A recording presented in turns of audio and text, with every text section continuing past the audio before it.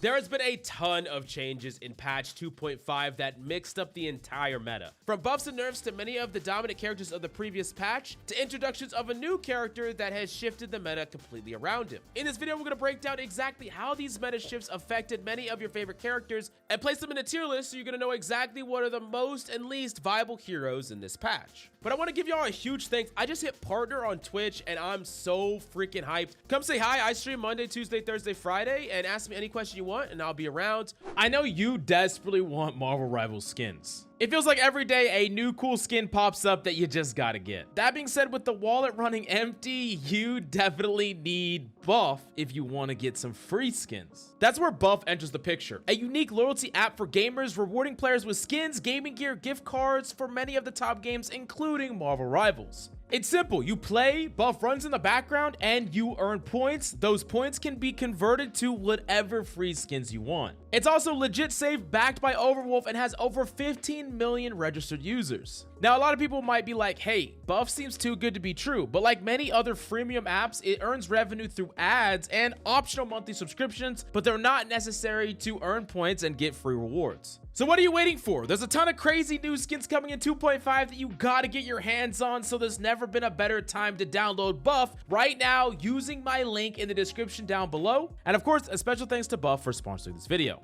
So first we gotta talk about the tanks, because tanks are the building blocks of every single meta. Now I'm skipping over F and D tier because tanks are all playable. They're all good in the right circumstances, and even the worst tank can still be really dominant if you play them against the right comp. But that being said, the worst tank in this patch is definitely the Thing. At the bottom of our C tier, there's a couple of problems with the Thing that is really holding him back, and even though there are some compositions that he's good against, like double shield compositions with Strange and Magneto, or dive compositions with like Venom and Cap, unfortunately there's a couple of characters that the Thing really struggles with. First off, in the tanking category, he's terrible against Penny. She can grip him on a 3-second cooldown and can grip him over and over again, and he has to go into her mines to be effective. It's just not a great matchup at all. In addition to that, Groot is seeing a lot more play, much less ban this patch, and that's one of the Thing's worst matchups. Emma's actually pretty reasonable against the Thing because she can easily hit her diamond on you and she can always keep her distance from you.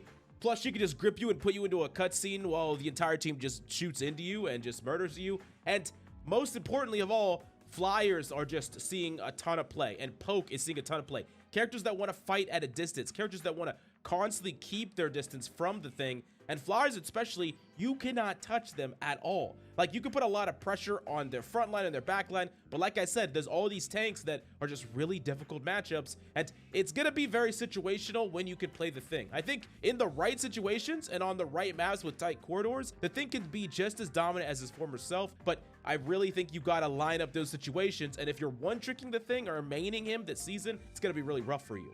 Now, the second take in the C tier is Thor, notably my other main that I play the most. Thor is way different than he was previously. Namely, before he was a brawler, he was a flexible character. He could roam around the map, and oftentimes he would go and specifically target DPS. He would take isolated duels, and he could boop main tanks out of position. There's just a lot of different things he could do, and his new gameplay loop is much more linear, and it's more centered around spamming his awakening rune from range. So you're constantly just trying to keep that mid-range distance, constantly trying to just spam lightning bolts down range, and you're just doing that a lot, like all the time. You can have situations where you push in and you close in the fight. Most of the time, you're only doing that when you have a huge advantage, and until you do, you're Poke Thor. You're just doing damage from range. Now, the big problem with this is that there are other poke tanks that just do it better. Characters like Emma are just going to be better in a poke composition than Thor is. I don't know why you're going to be spamming Awakening down lane when you could just constantly apply pressure, and then you have really amazing peel abilities with your diamond form and your kick. And then if you're like, oh, well, I want to play Thor because he does have a bit of flexibility, even if it isn't as strong as it was before, it's still something that he can do. He can roam around a bit. Well, to that I say Hulk is just a way better version of that is much more survivable because he has much further movement and the ability to protect himself. So really, Thor is just a worse version of multiple other tanks right now, and I really think worst of all, he's just less fun to play. That's my personal opinion as someone who has mained Thor mostly over the past couple of seasons. But I do think there's a couple of situations that Thor is reasonable. Number one is on high ground abusable maps. I think he can be really good in those situations because you can basically kind of fly up to the high ground, to be safe and then drop back down, fly up to the high ground. It gives you some more options. And then when you're playing with a cracked Hela,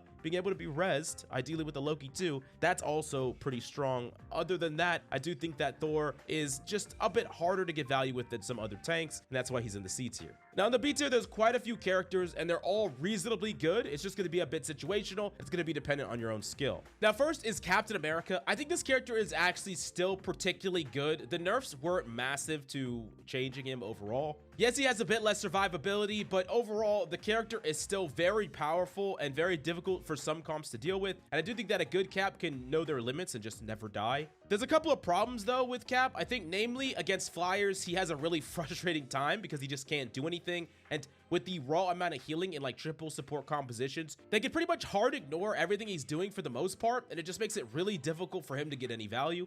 What I really think that Cap needs is other dive characters to go in with him and allow y'all to all bait out cooldowns and y'all all to focus the same targets. But the problem is a lot of dive characters are just not great right now. And unfortunately, I think Cap is a little bit worse at being enabled by like a mag or something than Venom is. So if you're trying to play a pure dive composition, I think the more resilient Magneto Venom is a bit better. Then you could cycle Bubble on Venom and Starlord, but we'll talk a little bit about that comp a bit later. But still, in the right hands against the right composition, I think Cap could just single-handedly take over a lobby like a lot of tanks cannot. He could be this character that just doesn't die, gets 20 limbs, and because he's so independent and a good mobility tank, I do think that he's a worthy tank to learn regardless of who your mains are. It's a good tank to have in your back pocket, but he is being placed in B tier for now. Now, next up in the B tier, we have Peni, and I honestly wanted to put Peni much higher. If you look at her win rate right now across all ranks, it's one of the highest in the game at 59%. It's just absurd. Like, this character is completely dominating right now. I think it's hard to put her in a super high tier for a couple of reasons. Number one, there are some comps that she's just not great against. While she has some game against flying compositions, it can be frustrating to play Peni against them. And honestly, Peni gets a ton of value when people play incorrect characters against you specifically. Like if the enemy team just completely swaps to poke, plays their range, waits for an advantage, and then pushes in, it's way easier to deal with you. And I do think that Peni gets a ton of value in ranked play specifically because players just don't counter swap and players don't play around you properly. So that's one reason why Peni gets such a high pick rate and win rate, and it's higher the lower in rank you go, even if it is reasonably high in the high elo. And the second reason that I think that Peni, I can't place her too high is mostly because she's a pretty map specific. I think there are some maps that she's incredibly dominant on certain points, and she's a great character to whip out on those points. But then later on, when the map opens up, there's like more wide open space. She gets worse and worse. You ideally want to have a lane that you can occupy that gives you cover and that also forces enemies to funnel into you. So that's not going to be every part of every map. And I do think that because of that, Peni can be a bit situational at times. Even if in the situation she's super good in, she's so strong that she's actually worth playing in those spots and then swapping off after you move past those spots, unless you like full hold them or something, which you could do often on this character. Now, one of the things that's interesting about Peni though is she has a crazy high skill ceiling. She seems like a pretty easy, simple character to get the grasp of, but anyone who's put time and effort into Peni knows that this character has a crazy ceiling of knowledge and skill, and players that really can access the peak of that can become elo terrorists or someone that can just dominate a lobby to the point where it's super difficult to deal with a Peni. Like the Penis are everywhere, you're dying randomly all over the place, and you're getting ults canceled left and right. A lot of the reasons that I don't place Peni high is due to the fact that this is like a mid to high elo tier list, like an average skill tier list. But reasonably, when you get cracked at this character, you can make her work in vastly more situations than even a reasonable Peni would. So I think she's a character that is worth either picking up and putting into your arsenal for these specific map spots, or putting the time into her to become incredibly dominant. And of course, I didn't even talk about the Rocket team up, which is just dumb, by the way. It's actually absurd. If you don't completely counter swap against a Peni Rocket and you're still playing, I don't know, Magik into it or Black Panther, I don't know what to tell you. You're gonna lose. That's just the way it is. The next up in the B tier, we have Doctor Strange. I think Doctor Strange got a fair bit better going into this patch for a couple of reasons. Not only did he get his damage increased with his Maelstrom Pulse and also his primary fall off damage, but the meta is just better suited for him. So like when we move over to a poke composition meta, when we move over to a flyer meta even, he's better than he was before. He can contest characters in the air. He can contest Hela ults. He could poke and deny line of sights from certain characters. And I specifically think his ability to fly is really powerful on certain maps, because in a lot of ways, Magneto just wins the head-to-head against Strange. Like, I wouldn't really suggest you play Strange over Magneto, and in a lot of cases, you're playing Strange with the Magneto if you're doing it at all. But on some maps, being able to take verticality and clear like a Hawkeye off of high ground is just amazing. It's super, super good.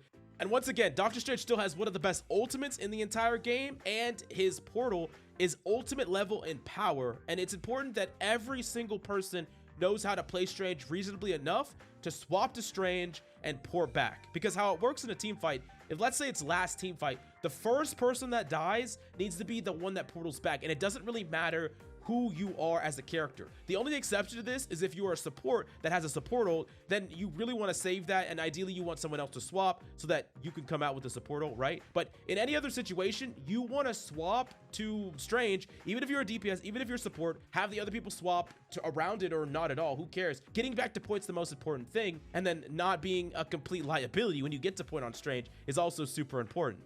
Now, last up in the B tier, we have Venom, a great dive tank specifically that I think is a bit undervalued now that he doesn't have the Spider-Man team up, but that really wasn't the reason why this character was so good. I think especially in a full dive composition with Magneto and Venom, being able to slam in with a bubble and follow up from your team is super, super strong. Pair that with the Starlord, all of a sudden you have Starlord E's going in with you being able to bubble that or bubble the Venom. A lot of options and flexibility, and this just turns into a really, really powerful composition that is more proactive than some of these hard poke compositions, right? If you're just gonna play hard poke, everyone's just doing damage from range and waiting for something to happen, and they slowly happen over time, and once you get a slight advantage, you take a little space, and you're kind of doing this poke and prod thing.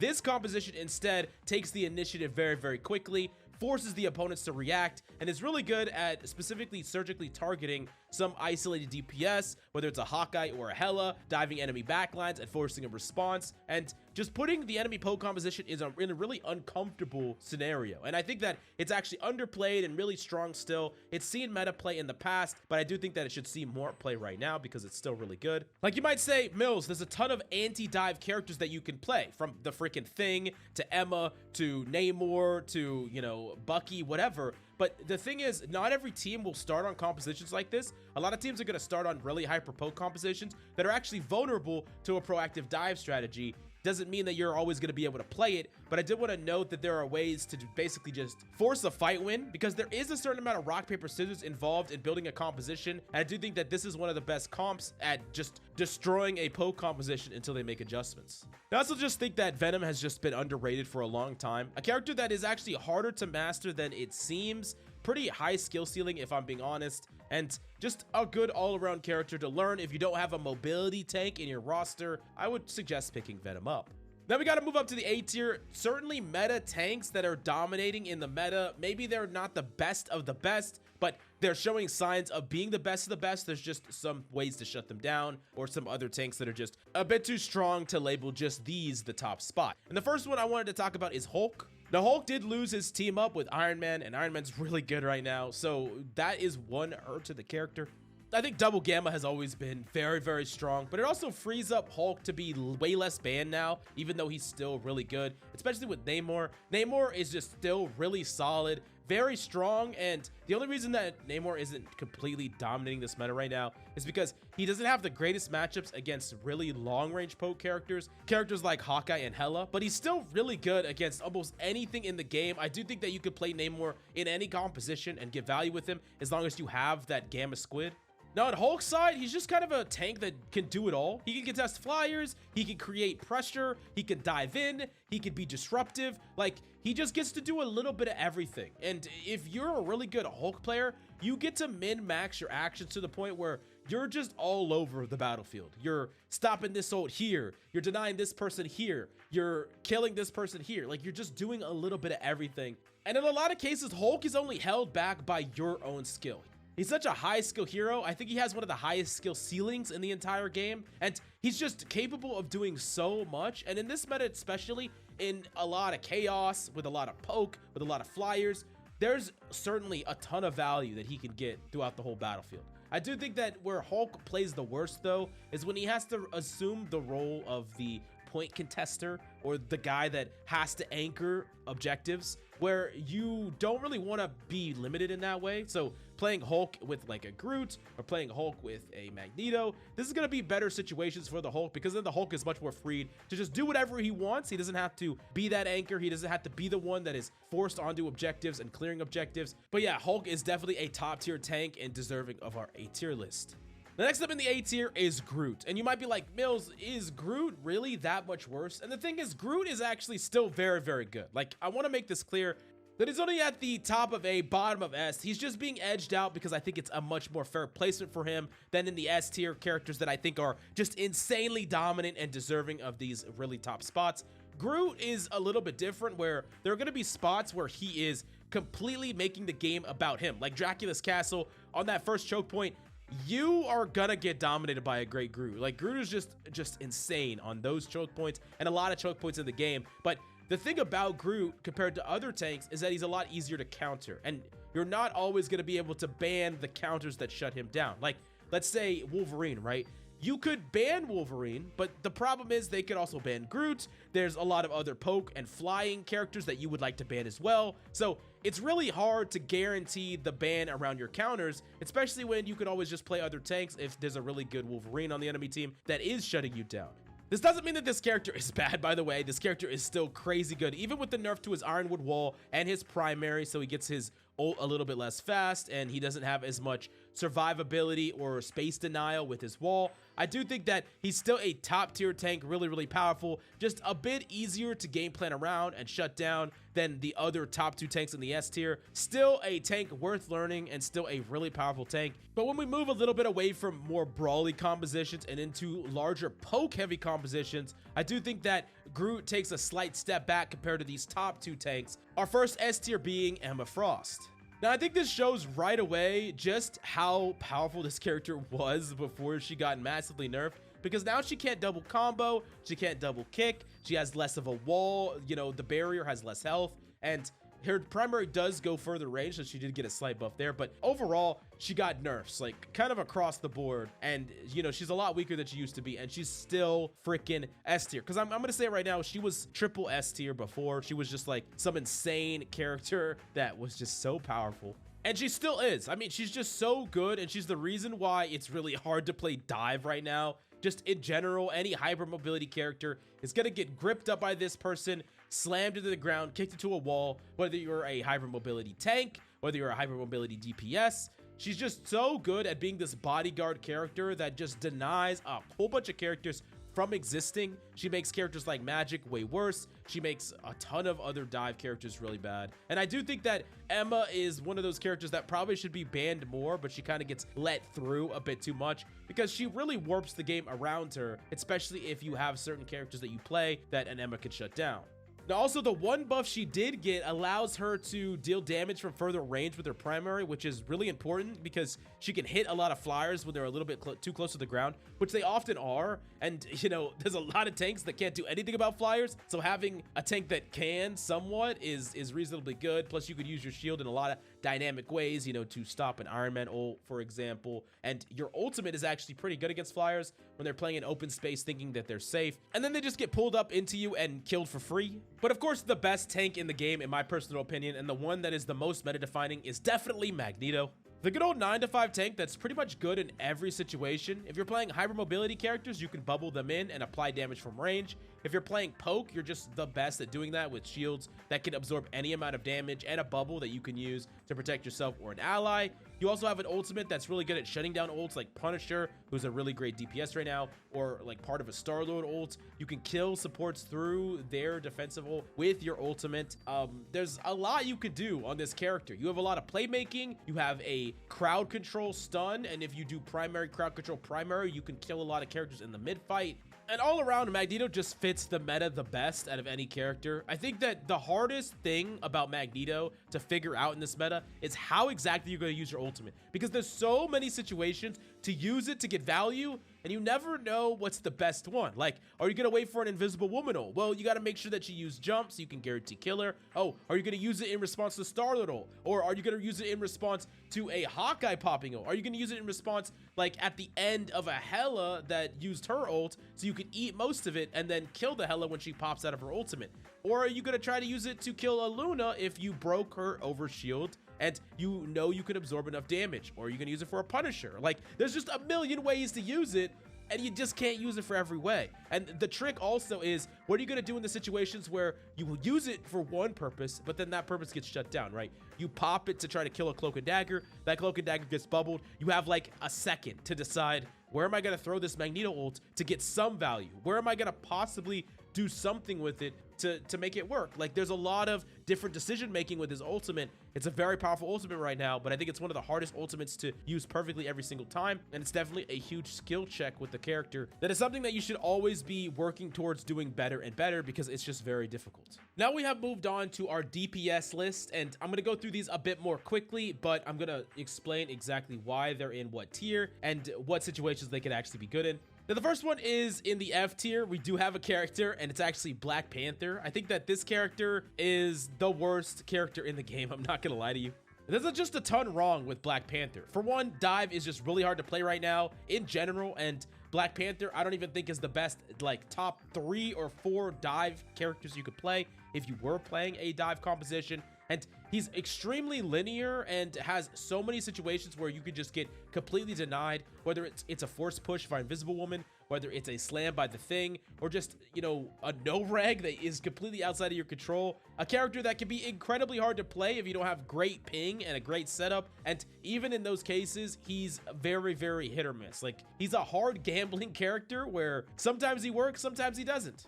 Like, just about anyone that has great success on Black Panther would most likely be way better on another character, and even Black Panther mains themselves would tell you that. This character is just kind of pushed to the back line as a character that I think the devs want to be bad. I really think that, if I'm being honest, the devs are scared of Black Panther being good, and I can understand their fear, a character that could just blitz you instantly. But I do think that Black Panther could get a little bit more love, especially with maybe a more forgivable hitbox to fix that no-reg problem. I don't exactly know, but for now, he's one of the worst characters in the game for sure. That being said, he's still like one of my favorite characters to play, so who cares about a tier list? Just lock him anyways. Okay, don't do that, but he's fun. Now in the D tier, I actually have another character in the D tier alone. I think he's a fair bit better than Black Panther, but is still pretty bad, if I'm being honest right now in this meta. I think it's Moon Knight. I think Moon Knight is just not very good right now. Maybe because there's a lot of flying characters, and Moon Knight can do nothing against any flying characters.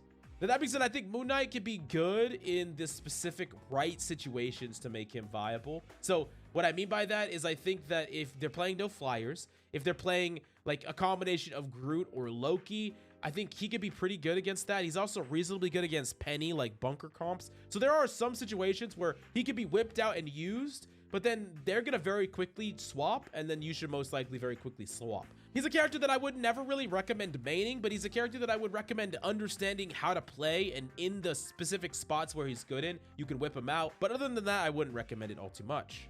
Now, in the C tier, we have a lot of characters just kind of packed in here as characters that can be good in the right situations, but they're either shells of their former selves, or they're just not always going to be viable. Number one is Ironfist, a character that got really heavily nerfed just going into the 2.5 patch, and he's not completely unplayable. I think Ironfist can be good in some situations. Like, a good Ironfist can still carry a lobby in the right hands. Like, he's not just completely dead in the water. He's still in a far better state than someone like Black Panther is, but he's not going to be the consistent, reliable character that can constantly carry games either. He's going to require a lot more specific and very targeted engagements, and I do think that there are some characters he's going to be able to really farm, and other characters he's going to have a terrible matchup against. I think overall he's still okay, but that's as far as I'll put him. The next up in the C tier, we have Squirrel Girl. One of the reasons that I think Moon Knight is in D tier is because I think Squirrel Girl just does a lot of the things that Moon Knight does, but better. Like, Squirrel Girl provides a crazy amount of pressure, is really good against these heavy tank compositions, and charges up her ultimate incredibly fast. I think especially with her new buff, she just kind of edges it out compared to Moon Knight. So I'm putting Moon Knight down a tier. It would be weird to put them in the same tier when I think Squirrel Girl just does a lot of things better, especially on tight corridor maps.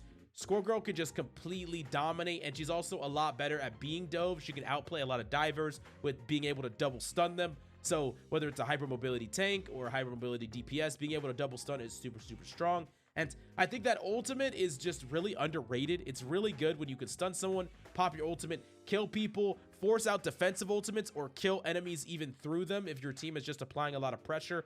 I really do think that Squirrel Girl is a bit underrated. She's actually really strong, and the lower in rank you go, the higher up this list she climbs. But I do think that even in the higher tiers, she can be C tier and a reliable character against the right comps, in the right situations. She can do fairly well. Her only true downside is that she's going to get hunted a lot by characters like Psylocke, and she can't really do anything against flyers. But even in spite of those things, I think that she's still fairly good.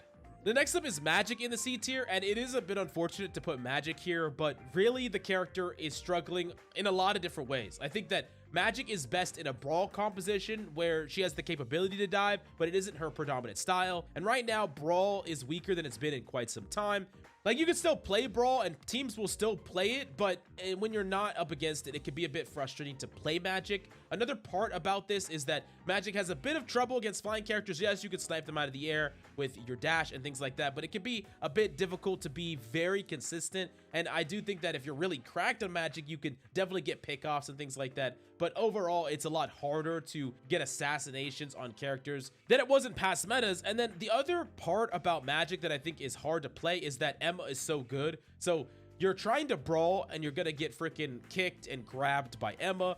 You're trying to not brawl and, you know, play a more mobility heavy version of the character, and it's hard to do that. I do think that overall the meta just has warped in a way that Magik is just a lot harder to play than she has been in the past. If you're cracked on the character, you could still carry and get a ton of value, but she's definitely not a top tier DPS right now, even if I do think that she is reasonably strong, just not amazing. The last one in the C tier, I have Black Widow. I think that this character can be higher in tier depending on a couple of caveats. On the wide open maps, she goes up a tier. When you have a Mantis, she goes up a tier because she can one-shot headshot. And when they're playing triple flyer, she goes up a tier because you can shoot at things. So those are the ways in which she goes up a tier. And, you know, if all those things are true, wide open map, Mantis, triple flyer, she might be freaking S tier. But for the most part, she's going to be a C tier character, capable of outputting quite a bit of damage, capable of getting mid-fight pickoffs, which is super strong. And I actually think the team up with Punisher is a really strong team up, and pretty much insulates you against a lot of flyers if you both take alternate angles, because, you know, the Punisher is going to whittle them down a bit and then the Black Widow can finish them off. But that's a lot of ifs on this character, and for the most part, I think this character is a C tier pick. Now we're moving on up to the B tier. Characters I think are reasonable, but it depends on the skill of the player and the right circumstances. Number one is Spider-Man, a character that definitely took a hit losing his Venom team up. That being said, I do think that Spider-Man is really good against most flyers. I think the flyer he struggles with the most is by far freaking Ultron, because Ultron can just, you know, pump the shields and make himself invulnerable. But in a world where you ban Ultron, I think Spider-Man is really good at shutting it down flyers. He's actually fairly good at denying poke characters. A really good Hela can snipe you, but Hawkeyes are going to have a lot of trouble dealing with you. And most of the time, people are going to swap to certain other characters off their main comp in order to deal with you. I think that's a pretty good thing. Spider-Man's also a really good character to recontest. There are some maps where you can pull people off. His ultimate's still really good. There's like a lot about Spider-Man that I think is a bit underrated. Another thing that's underrated is the Squirrel Girl Spider-Man team up. Giving Squirrel Girl that extra stun is just absurd. That team up's insane. And overall, I do think that Spider-Man just being able to have high uptime, not being as punished for dying because you can get back to the fight faster, and just playing against a lot of characters right now that don't directly counter you. I think that this is all reasonable things for Spider-Man. It's just unfortunate that that Venom team up is gone, because I think that that got you a lot of free kills and free wins. But still, Spider-Man is, at this point, I think a bit underrated now. The next up in the B tier, we have Scarlet Witch, and I specifically wanted to put her here because I think in some of the lower tiers, she's actually really strong. And even in the higher tiers, if you have that Doctor Strange team up, she actually pokes really well, applies a lot of pressure really well, and is just like a really strong threat. And you're going to get that Strange team up a lot more with Strange just being stronger. She's also a DPS that can contest flyers. It can be really annoying for flyers to fight and deal with. And her ultimate, when properly paired with like a strange portal or a Magneto bubble, can really win you a fight by killing through defensive ults or killing things like the Sharknado Storm team up. So I do think that this character is actually pretty strong overall and probably a bit underrated as well. Next up in the B tier, I have the Human Torch. I think the Human Torch is actually still reasonable to play, but when compared to a lot of the other flyers, I think he's the worst option compared to like Storm and Iron Man. His team up combo with Storm is just worse than the one that you could do with Jeff. And overall, I think that Human Torch is kind of tweaked. His numbers are tweaked to the point where he's still good, but he's not going to be dominant. And I really don't see him as nearly as annoying as he was in the previous season. Before, you just could not ignore him, and now you kind of can. And especially with buffs to characters like Punisher and buffs to characters like Hela, he's easier to keep in check than he was before, assuming that you ban some of the flying characters. I think where Human Torch gets really annoying is when it's like Ultron, Iron Man, Storm, and Torch all being played together. There's just so much added pressure. Storm's going to enable the other flyers. It just becomes very, very difficult to survive. But outside that, I think that Torch is a good character, just not a crazy dominant one. Now, next up in the B tier is Mr. Fantastic, a character that I think is still great, but unfortunately the meta has kind of pushed himself out a little bit. Like, he was definitely better in the previous meta, and he's still really good. Like, the character's kit is strong. It's just that in a brawl meta is where he really wants to shine, not this long distance fight. Like, he wants to close in the gap, he wants to play with the Groot, he wants to get in close, and there are going to be times that he's going to be able to do all those things and still be amazing. And there's also going to be times where he can be anti-diver and be amazing. It's just going to be less often than it was previously. And he does have some game against flyers. He can pull them in, he can backshot them to the skies, but it's gonna be a bit less reliable than like a hit scan or some other character. And I do think that Mr. Fantastic also still doesn't have the greatest ultimate. Like, it's way better than it used to be, and it can still like bait out defensive ults and stuff like that, but it's not like as strong as many of the other DPS ultimates, like if you compare it to like a Starlord ult or a Wolverine ult or a Bucky ult or whatever. So that is where he lags a little bit behind as well. But all in all, I do think that Mr. Fantastic is a really great character, and honestly probably underplayed compared to how strong he is. He's just super, super good against a lot of different characters, against a lot of different comps. And while he's not meta defining, I think he's just good at what he does, and some teams just can't deal with it very well. Now, last and at the top of the B tier, I have Bucky, a character that is just really solid all around. I don't really think that there's a situation where he's bad in. Like, he's reasonably good against flyers because you have the double cone where you can ground them. He's reasonably good at poke because he can apply pressure from range, constantly apply pressure, cycling his abilities, and then potentially pull a tank in. And he has an ultimate that's good to combo, good to deny Lokis, good to potentially just get team wipes when played properly. So there's a lot of great things about Bucky. I do think that it's important to understand that Bucky's weakest time, though, is when characters are playing outside of his effective range and still threatening him. So, like, Hela and Hawkeye are two of the worst matchups for Bucky, which just happen to be two of the best DPS right now. Just really, really good DPS. And there are other poke characters as well that I think that they're reasonable against Bucky, or they might be picked instead of Bucky. Characters like Punisher, characters like Storm. And I think most importantly, the extra bit of survivability that Bucky has isn't gonna be as important now as it has been in the past, where there are divers just running amok. That's where you really get a lot of value out of Bucky's survivability. You get less when you're just fighting a character that just contests you outside of your range and they're just whittling you down and there's nothing you could do about it. I'm not saying Bucky is bad. He's kind of like a jack of all trades, master of none. He could be great in the right hands, and he's never really going to be bad, but I think that there are other characters that you can abuse better in this meta to just really take over a lobby, but Bucky is kind of just like always a safe, reliable pick. Now we got to move up to the A tier, characters that are super strong in the meta, capable of just taking over an entire lobby, and in the right situations, just being the absolute best character to play. And number one is Wolverine. I think a lot of people have just completely disrespected the strength of Wolverine. This character is still crazy strong, especially if you're gonna get the rocket, you know, the rocket boost before the fight, which you should do every single time. You grip a tank, you take them all the way to your team, and you get a first pick off very, very quickly. Good Wolverines are going to be able to do this every single time, and especially against certain tanks, namely Groot. Wolverine just farms you over and over again and can be really difficult. Now, this isn't to say that Wolverine doesn't have counters. Characters like Invisible Woman that are really good at shutting him down can. Emma Frost can grip him. But I think that Wolverine gets a lot forgiven on him because he has really high base health, and then he has the ability to get more health as second life.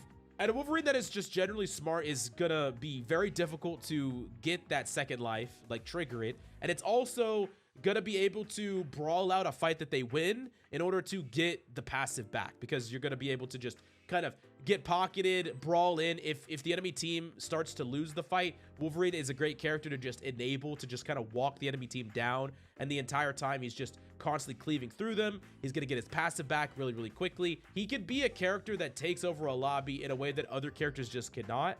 And also, you might think that, like, if the enemy team is not playing an abusable tank, then Wolverine gets, like, unplayable. But really, Wolverine, a good Wolverine player, can get value against anyone. They can grip supports out of their ultimate and then ult them further and kill them. They can grip flyers. They can grip DPS. Like, a good Wolverine is just all over the place and just is capable of gripping people around, moving people around, killing people. And then on the maps that have a place to deposit them, Wolverine gets even better. So yeah, I think Wolverine is a top tier DPS for sure. Next up in the A tier, we have Namor. Now, it's weird because I think that he's a whole tier lower or even 2 tiers lower without the Gamma. But I'm going to just assume that you have the Gamma here because I really think that's where you want to play Namor. That's where he becomes really insane, because not only can he deny any divers or things like that, but he also could just aggressively off angle, push forward, drop 2 squids, right click an enemy, and they're just going to die. And typically, if you hit that right click, that person's going to die, then the next person's going to die. He's like a very sticky DPS that's hard to get out of positions. Unlike other characters that they take a little damage, they run away, Namor can stay there a lot longer. He has added pressure because of his squids, and he's just harder to just insta-kill because he can bubble, and the squids are still going to shoot you. So if you try to push him, he could potentially like right-click you and then pop into his bubble, and then you have to run away or you die. I also think his ultimate is just really strong. It can combo with characters like Groot, but it also just can be used in the mid fight now that it's bigger to just secure kills. If you know how to time it right, you know where enemies are moving, whether they're backing up because y'all are winning the fight or pushing forward because they're winning a fight. If you read that and pop your ultimate, you could typically turn a fight or just secure the win of the fight. And I think overall, Namor is just a really strong character and definitely an A-tier pick. Now, next up in the A tier, we have Starlord, a character that has gotten pretty buffed in his ultimate. Like, he's not going to get it as fast, but the ultimate being able to hit people from further away is a big deal. When everyone's flying and playing really far away, or people are poking and playing far away, he could basically just pick apart people across the whole fight. And one of the things about there being a lot of flyers and being a lot of pokers is that a Luna Snow ult, as an example, is not going to be able to save everybody. Like, you pop a Starlord ult, the Luna Snow could pop her ult to save herself, which she's going to do, and save her other support. But you're going to be able to get 2 like pickoffs on the DPS that are playing off angles. And that's really, really strong on the character. Like, something that you'll see is that a really great ult puts enemies between a rock and a hard place where they just don't have great decisions, because the Luna can not pop her ult and then just die to you, or pop it but not really save the DPS that she wants to save because they're playing too far away from her, either in the air or in these off angles. So his ultimate is just super, super strong, and I think that the main concern is getting it mostly eaten with a Magneto ult, or maybe getting ulted by an Emma ult. But if you can track these things, have a game plan around them, Starlord could just be really, really great, really, really strong, a top tier DPS. He doesn't even need the res comp to be good, and yeah, he's definitely A tier. The next up in the A tier, we have Punisher, and I think that Punisher is just the right amount of buffed this season to just be insane. Good mechanical players are beaming with Punisher right now. He's just putting out a crazy amount of pressure on flyers, on frontline. He's capable of getting mid-fight pickoffs or just whittling down enemy resources. And with the added slight amount of health, he is a little bit better at surviving some of the longer distance characters. I do still think that Hawkeyes and Helas that are good are some of the worst matchups for Punisher, but he can basically play angles that don't fight directly into them, and as long as he's not getting farmed by them, he's going to be doing more on the front line, getting more value on the front line. So that could be something that's reasonably good. And then on top of that, I think his ultimate can be more impactful than those two, especially if it's backed by resources. It can win the fight by itself. If you get Invisible Woman shielded, bubbled, you don't get Magneto ulted, you can just like take apart a Hela ultimate. You could take apart both their tanks and just win the fight outright. So it's like an ultimate that is almost worth the entire team working to make it work, right? And if you do, it could be your win condition. So a character that is just providing a ton of pressure, providing pick potential, and has a great win condition all built into one. Just really, really good right now. And yeah, this is probably one of the better seasons that we've seen for Punisher.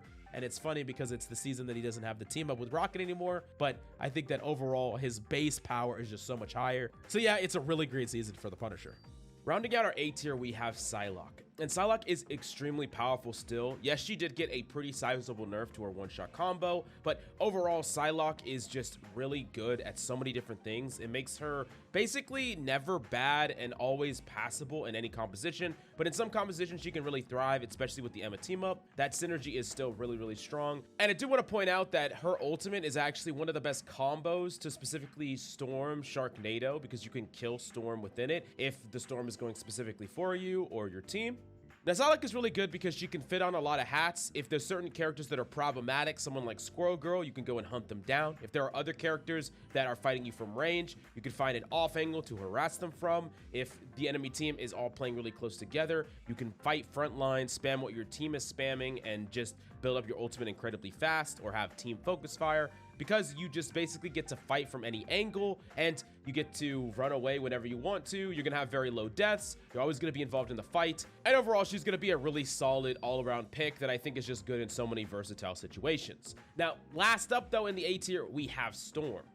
Storm specifically is extremely powerful when you play her in a poke composition and in the poke mirror, because Storm is a character that is applying a ton of damage from range, increases the damage of her team all around her, and this is the thing that you're going to want to utilize the most when you're in a poke fight, being able to increase the damage of all the pokers around you, whether it's Helas, whether it's Punishers, whether it's other flyers. Storm is enabling everybody to just trade blows more efficiently, and that means your team is building ult faster. That means that you are generating picks more, and it's snowballing your advantage in perpetuity. I really do think that Storm is kind of like that character that can push your mirror over the top, but she does kind of fall behind in compositions that don't have a lot of characters firing with her or around her. So I do think that in the poke mirror is where she shines the most, but outside of that, she does fall a little flat compared to some of the other flyers. I think most notably Ironman gets a lot more versatility in the positions he plays, and he can run out of danger and away a little bit easier.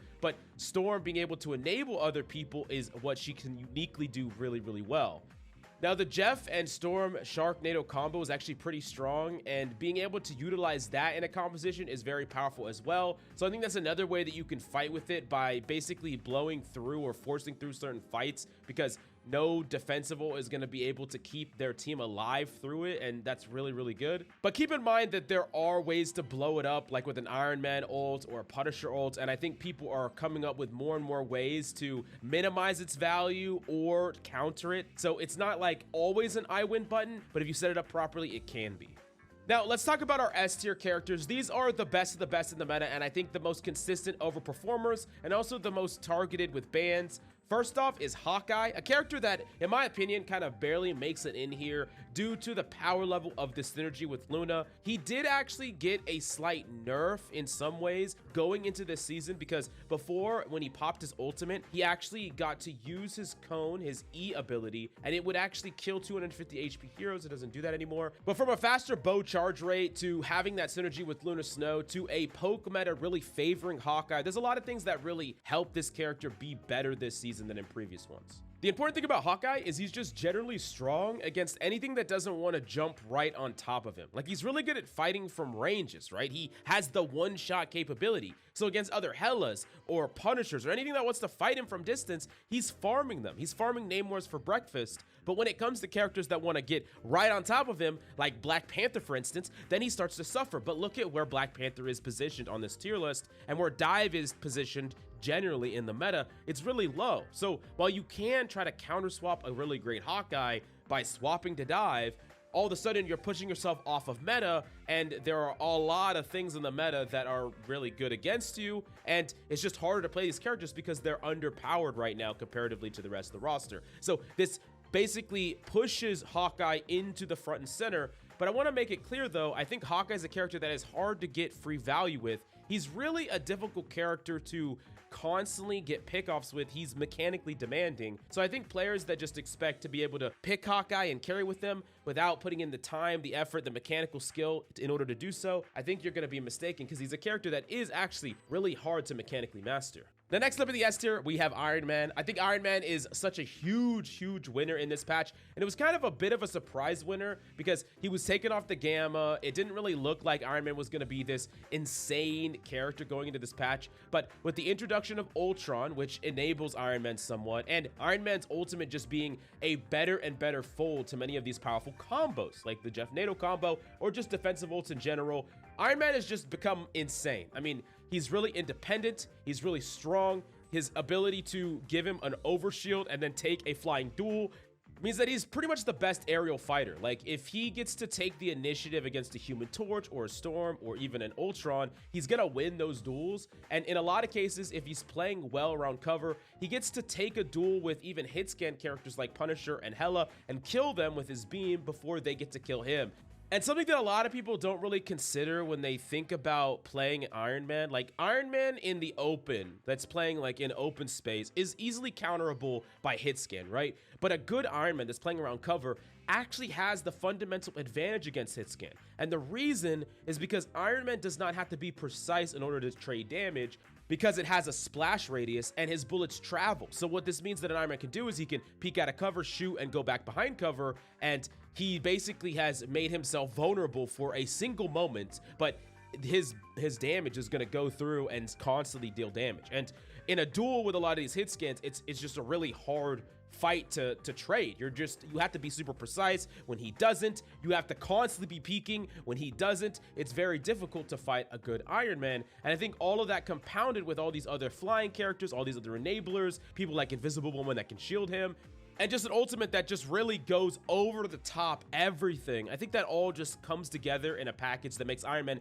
really good. And just the synergy with Ultron is also important because it makes Ultron so much better, or so much more capable of healing the team, chaining together ultimates a lot. So I think with Iron Man, a double support composition with Ultron becomes a lot easier to play instead of a triple one, because you give him a whole nother healing ability. So yeah, overall, Iron Man, definitely an amazing character right now. Really strong, and would take the top spot if it wasn't for, surprise, surprise, Hela. Hela is the best character in the game. She's basically been the best character in the game for a long time, and I wouldn't doubt if they're going to keep her this way, because the thing that holds back Hela is mechanical skill. She's a very difficult mechanical character to get the max value with, but when you have it, she has a stun CC that can deny pretty much a million things, get you killed, or deny your ultimates, TPs, whatever. You can make a ton of plays with it.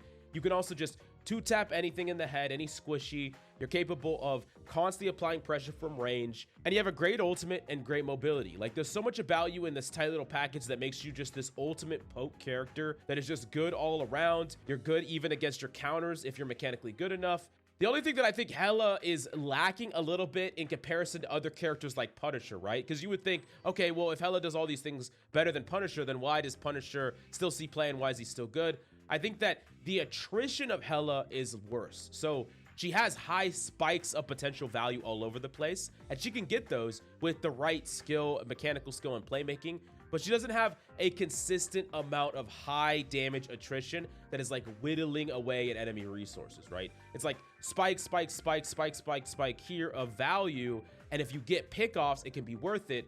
But if you played through a whole fight and didn't get a pickoff, you probably lost with Hela, right? But if you played through a whole fight and didn't get a pickoff with Iron Man or Punisher, it doesn't matter, because it all is building into something like an Iron Man ult or a Punisher ult, like a really fast one, or the opponents are really low in resources because they're all super weak and low. So that's kind of the difference. I think Hela requires more consistent spikes in value to make her work, even though she can do those things. That's on you to get those things. Well, some of these other characters typically are building towards something that can get them the value, and they don't have to get a lot of value in what we call the neutral. So characters like this are like Storm, right? Storm doesn't have to get 2 pickoffs in the neutral after like a minute, right? She can just build up her ultimate and then do something with that. So it's a bit different in how these characters get value and what you should be building towards or thinking about in a fight but that's something for a completely different video. I just wanted to make it clear that Hela is definitely the best DPS, but oftentimes it feels like some characters can get more reliable value than her. But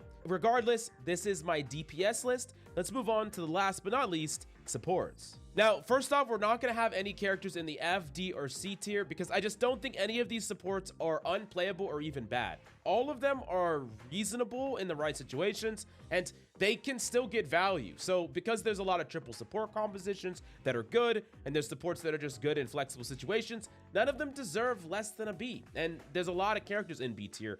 And to talk about the first one in the B tier, Jeff. Now, Jeff did get a massive change, and in a lot of ways, Jeff is far worse than his former self as a DPS. We've seen DPS Jeff, and to be honest, DPS Jeff in the previous patch was insanely powerful. There were a ton of Jeff 1 tricks in top 500. There were consistent Jeff players in top 100. The character was crazy when mastered and could just dominate a lobby because he had infinite sustain in your backline. But that's not the way that Jeff is played now. Jeff is a lot different, and a lot of his value comes from him just being constantly around, constantly giving his team resources, hard to dive, and he can combo off with an ultimate or maybe a Jeff NATO ult. And right now, the Strom Jeff combo is extremely strong, and I just think in general, Jeff ult is really strong, especially when you back it with something like a Magneto bubble. Being able to deny Invisible Woman ults and deny other support ults like Mantis ult is super freaking strong, especially when you consider how few ultimates get to actually deny so many different powerful defensive ultimates.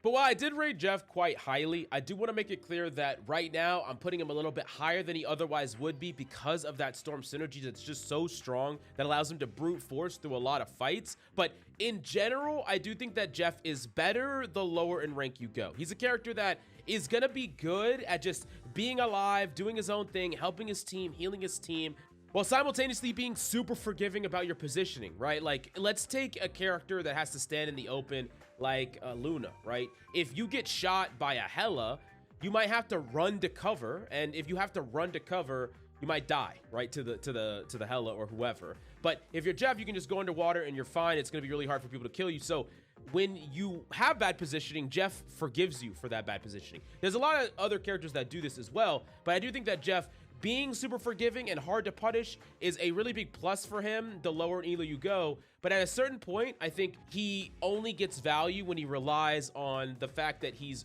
really good with his ultimate, and that's where he gets most of his value. So for higher meta play, I think he's B tier only with the team up, but for lower meta play, I think he's B tier on his own merits. Now, the next character in B tier I have is Mantis, and Mantis is a character that should be an all-star in the poke meta. I mean, she's so good at dealing damage from range. She can damage boost and enable other people for poke. I mean, she seems like she would be the perfect character to see a ton of play in the poke meta, and it's especially because she saw play in the past poke meta. While I do think that she is good and she's actually a bit underrated, the problem is that there's just so many competitive options that I think edge her out in the head-to-head that it's just really hard to pick Mantis over them. I mean, from Luna to Loki to Rocket, Invisible Woman, there's so many other strong characters, which we'll talk about in a bit, that kind of edge out the raw power level of Mantis. And I really do think that the best place to play her is still going to be in the res composition. And once again, I have this criticism of the res comp with Starlord, Adam, and Mantis,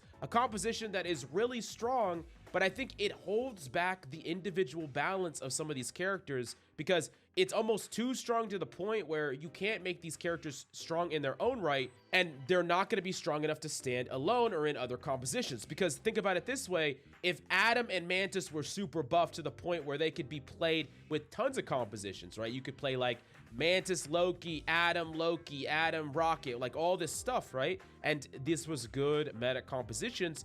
Now all of a sudden, the res comp would just be busted. So it's really hard to balance, and maybe that's some of the problems with synergies and things like that. I just think specifically for res comp is the only one I have the problem with here, because res comp has been so strong, and these characters have almost been held hostage by res comp, not allowed to be individually buffed because it would break that comp in particular. That being said, I still think Mantis is underrated and that she's reasonably powerful, and that with less dive running around, you're less likely to be the victim and constantly being dove over and over again.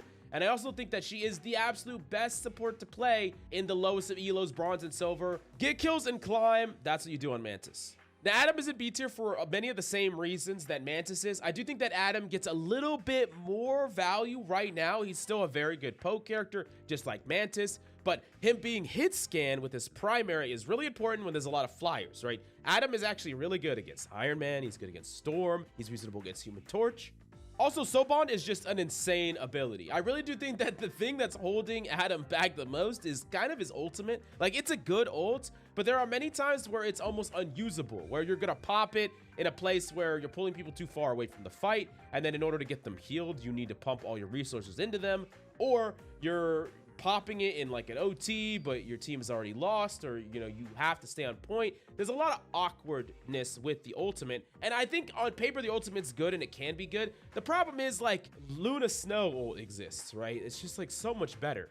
But even in spite of some of these complaints, I think Adam Warlock can be a really strong character in a triple support composition and in the res comps and even in the flower compositions as well, played alongside them or as a fold to them. So yeah, and I also think some combination of like maybe just Adam and Starlord in a triple support composition around like Ultron and Loki, foregoing the Mantis and just using the res on just Starlord and Adam can also be reasonable. So there's a couple of ways to kind of build it there. But the last character I want to talk about rounding out the B tier is Cloak and Dagger. And this character is a little bit hard to place because I think disproportionately they are better in low elo than they are in high elo. A character that is pretty forgiving mechanically gets more value, of course, the lower in rank you go. But when people get more precise and can hit their abilities with higher degrees of accuracy and really hard skill shots, then all of a sudden the value gets more comparable or gets overcome by some of these other characters. That being said, I don't think Cloak and Dagger is unplayable in high elo. In fact, probably a little bit underrated as well, but there are going to be more things that can kind of punish you. There are things that can kill you in your ultimate, like a Punisher walking up and just shotgunning you, or his ultimate, or a Hawkeye headshotting you, or a Magneto hitting you. Like, there's a lot of things that can unfortunately just shut you down in your ultimate. So you got to be really smart about how you use it. You know, ult mid-air, ask for a bubble, make sure that you ult out of line of sight, track the things that can shut you down. Like, if you don't do all these things, you're gonna get farmed in your ultimate, unfortunately. But like I said, this is only happening in the higher elos. In the lower elos, most players are messing up a lot of these actions, and a character that just gets to produce a ton of constant healing and has playmaking and the ability to save their team with your fade. Like, there's a lot of things you can do here that can impact a fight, and I do think that a Cloak and Dagger that is just super aware of the things that you're weak to and that can shut you down can still find ways to navigate around those things and get value even into the highest of ranks. So characters still strong in low elo, can scale to high elo with the right player. So that's B tier for me. Then moving on to the A tier, these are characters that are definitely meta defining. They're very, very strong and established, but they maybe are not quite the best of the best, completely taken over the meta, but they're very, very good. And first off is Ultron, a character that has created an entirely new meta around him. Specifically, he enables the flying composition that's really, really good and hard to interact with. You get him plus Iron Man, plus a Human Torch, plus a Storm, and all of a sudden, all your pokers are all flying. You can't touch any of them unless you have the ability to, and they're all pocketing each other and enabling each other. So yeah, you're just basically fighting a poke that can all fly that you can't push, so you can't really play Brawl against them. And it's just, you know, you can't really dive them. So you have to poke them in a poke mirror, and it can just be very difficult, right? I think Ultron especially is a character that a lot of people misevaluated. He was hard to evaluate when he first came out, but especially when you have a comp that doesn't take raw amounts of damage like all the time. Like, you don't have a Thing or a Groot. He can heal up your team just fine, and he's even better in a triple support comp where you can enable isolated DPS. Like, an Iron Man and an Ultron that are constantly poking you from behind a pillar when they're both being healed by Ultron's freaking drone, and whenever they take a burst damage, they get a burst of overhealing. And then Iron Man also has his burst of overhealing. It's just impossible to interact with. Like, if you're a hit scan, you could be hitting body shots. Like, as a Hela, you could be body shot, body shot, body shot, body shot, body shot, never missing a shot, and just never kill anybody. But I mean, of course, if you hit crits over and over again, you could definitely get kills, but it's very mechanically hard to do that relative to what they're doing, where they're getting a lot of value from just kind of existing and applying pressure. So not only is Ultron good in this way, where he's creating this composition and he's just hard to interact with, but I think another layer that Ultron's really good in that people didn't expect is how fast he builds up his ultimate, because oftentimes he'll be the first one to hit it. He'll be really, really fast to an ultimate. And while his ultimate isn't as powerful as something like Luna Snow or something like Invisible Woman or some of these super powerful defensive ultimates, he gets to kick off the fight with something that just swings the tempo in his team's favor. Right? A burst of damage, a burst of heals when both teams have used all their cooldowns, they're exhausting resources, and the supports are at 70% to their ultimate. They're almost to the point where we can start this fight that just lasts forever, right? Both teams start using defensive ultimates. He gets to play at a tempo in front of that before the enemy team gets to set up, before the enemy team gets to dump all these defensive ultimates, and that's really, really strong in his favor. So because of all these factors combined, I do think that Ultron is an A-tier pick. But I do think that you can disrupt Ultron in a couple of ways. You could ban Iron Man, that I think makes him a lot weaker. You could ban Ultron himself. And then, of course, you also get to see it telegraphed in a way because they're typically going to try to pave the way for him a bit with banning characters like Hela and things like that. And, of course, if they're really going in on your hit scans, there are other strong strategies that stay unbanned as well. So there are ways to shut him down. But Ultron is definitely strong and definitely here to stay in this meta. Now, next up in the A tier is Invisible Woman. I think Invisible Woman is just pretty all around good. There's not really much bad about her that's different from previous seasons. She's more or less the same, but she works really well in the way that this meta is played out.